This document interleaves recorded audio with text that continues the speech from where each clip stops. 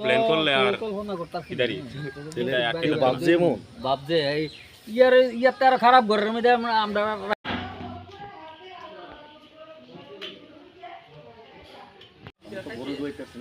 প্রায় বাড়ি তো বাইক টাইক বাইরে তাই এদিকে তো বাইক চুরি এরকম নদীর বেরিমোড় থেকে ও বের মন রেডি একটা পাইলাম ফেসবুকে একটা খবর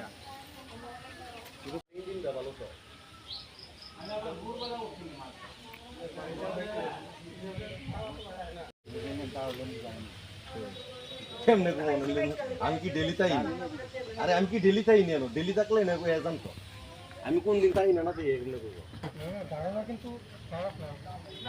না না কথা ঠিক আছে অনেক ফেরে গুরু চুরি জগল তো লেন্দু আর গতি আছে আমার হইলে কাছে লেটার ফিন্দালা এই কই কোলে আছে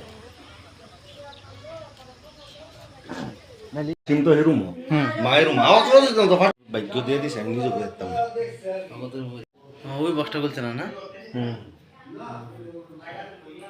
এক মানুষের আমরা যে প্রত্যেক বাইরে আলো তো আসু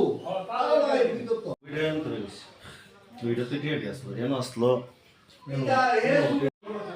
ওই সিটি গোল্ড জিনিস কইলা যেমন কি দাও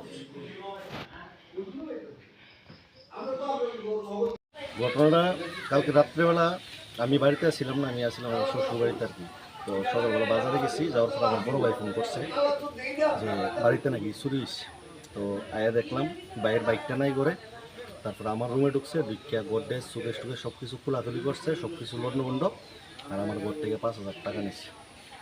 আর কি কি চুরি হয় এর মধ্যে তো আমি কিছু কইতে পারি না, ঘর থেকে আর কি জিনিস নিচ্ছে আমার ওয়াইফাইলে কইতে পারবো আর কি জিনিসটা, যে ঘরে আর কি আসছিল না।